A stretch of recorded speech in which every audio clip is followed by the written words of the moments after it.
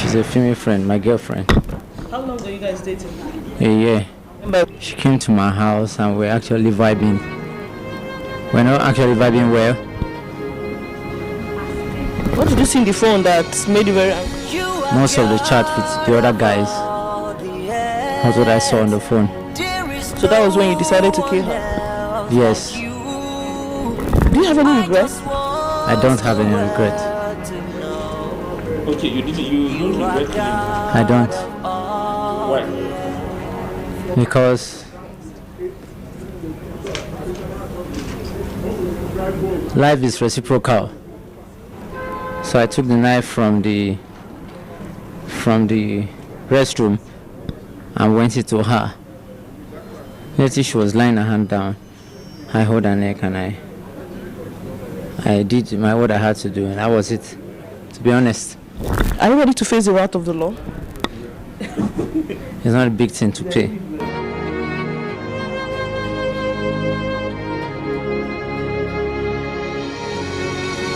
What really is success in ministry? Or what really is success in life? You see, because we are found today in a world which is fast-paced. Nobody wants to go slow. Nobody really wants to go through the process. We are so passionate, or we are caught up with the anxiety to make it big in life. As to what precisely is big, what actually determines that a person has actually made it big in life, especially those of us in ministry. What actually is ministerial impact? Gospel singer, by name Timothy, cut off her head, put it in a black plastic bag, and all of that, probably to go sell it for fame, for money, and all of that stuff. You see, a lot of people, especially those in the ministry, want to make it big in life. But the issue is, what do you call big? How do you tell if someone is making it big in life? Because the perspective we have today, or what we've been sold today as to impact in ministry, genuinely speaking, is not really impact. God looks at it differently. The ways of God are completely different from the ways of man. Now, this is a gospel singer who came out with a wonderful album, a nice song. You could actually really sing the song and feel like, you're caught up in the spirit. It becomes difficult to put one and two together. How would a person who actually present himself as a gospel singer, ministering for Christ, leading people into worship, find himself in a place wherein he can do such a barbaric act to kill even his own girlfriend, not even just a stranger? This is someone they've spent time together and all of that stuff. So, which means that not even an iota, not even an ounce of compassion towards that lady. You see, people don't just get up overnight and do things like that. It's premeditated. Maybe he wants to become famous, make a name, make money, and all of that stuff. And so some people might have promised him, look, listen, if only you can do this, we can guarantee you will go far. You'll make money. And then they tell him, you see, when you look at the others who are making it in life, there is something they've sacrificed. Now, I don't know what happened that he was convinced to do that. But you see, and that now becomes a problem even to the kind of teachings which we bring out there. And this oftentimes is the danger of the so-called prosperity gospel, wherein people want to make it big, whether who determine what is big or not. People want to make it big, they want to be famous and all of that stuff. You see young upcoming ministers, they want to be signed with popular record labels, they want to travel abroad, they want to be invited. You even find young upcoming ministers will be calling those abroad, please invite me, I want to come and speak. They will call this, call that, call this, call that, and they'll be asking for people to, buy my ticket, do this, do that, and all that stuff. Just because, you see, we feel like when I travel abroad, then of course I've made it big. They travel abroad, for example, get pictures and all of that stuff, and hello. It's very crazy, the times in which we live in.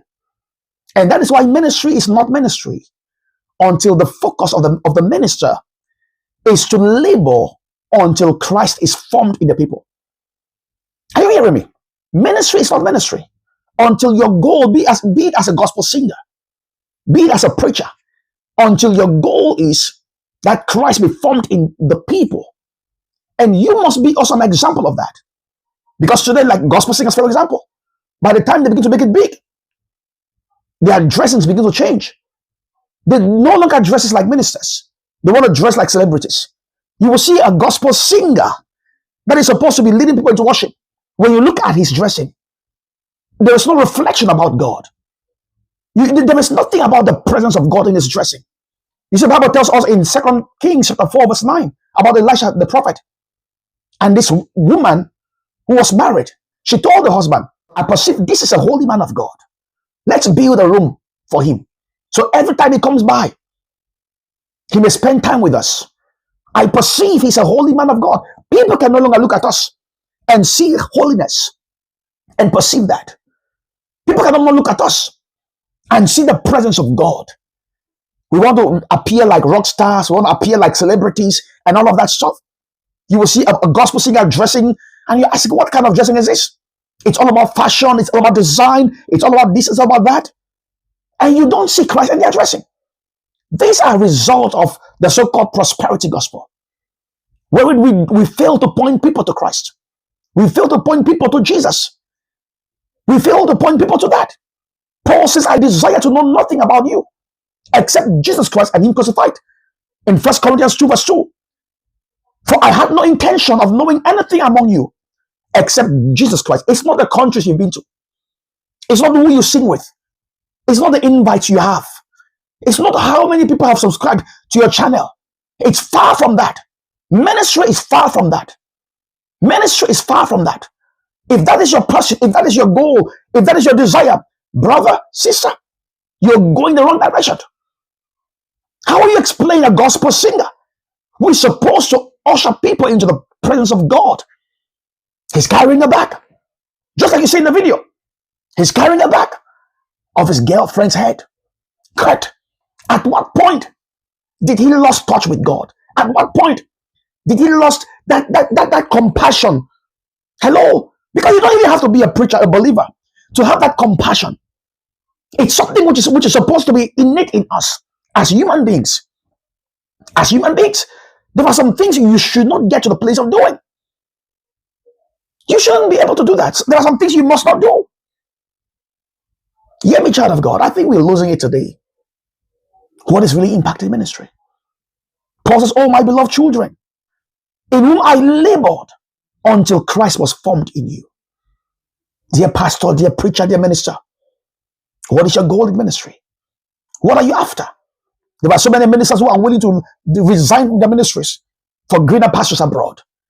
They are willing to resign, give up the ministry to make more money in life. At what point did we lost it? At what point did we really lost it? Those of you who are pursuing ministry, what is your goal? What is your objectives? What are you after? You're going to go to fast and to pray. What is the purpose of that fast? I want to get more power. I want to get the crowd. Why the power? Why the crowd? You see, it's time we must begin to revisit the foundation of Christianity. What is it we teach our people in churches? How do we disciple? How do we mentor people? How do we raise people? What is the Bible actually teaching us? Paul says, look, I labored until Christ was formed in you. Because until there is a mark of Christ in the life of the believer, that person cannot be trusted. That person is not yet a minister of the gospel. Because every opportunity they have, even if it means to compromise, for their good, they will compromise. They will compromise for their good. And that is why Judas Iscariot, though a leader, though an apostle of Christ, was not properly discipled because he will not respond. He will not respond to the teachings of Christ. There was still that love for money in him. He was always looking for ways to steal money, to get money, to enrich himself from the finances of the ministry. It got to the place where Christ looked at him and said, look, listen, Judas, whatever you have to do, do quickly. Christ told the rest of the disciples, I chose every one of you, yet one of you is a devil. Every time you see, we are passionate more about the things we stand to gain, our own interests, the benefits of ministry, financially or to ourselves. Every time that is your passion, you are already into error. I want to challenge us. Let's wake up. Let's sit up. Paul says, I labored until Christ was formed in you. I labored. It's a lot of hard work, determination, hello. It's sacrifice.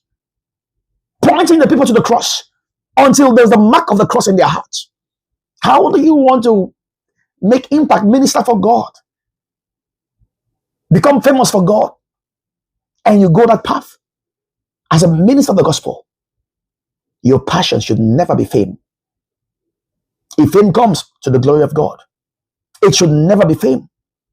It should be about doing what you were sent to do in the spirit of holiness, in the spirit of righteousness, giving glory to God. If God will add to your life fame, to the praise of his glory, if God will add to your life finances, to the praise of his glory, it's time to arise. Enough of all of this. So pastors, please, we shouldn't add to this, because our teachings at times are misleading. Point the people to Christ. You can't spend time with people every single day in church, and all you're doing is pointing them to prosperity, to breakthrough, and all of that stuff. That is why so many of them will bribe to make money and come pay tithes in church. It's time we must be able to wake up.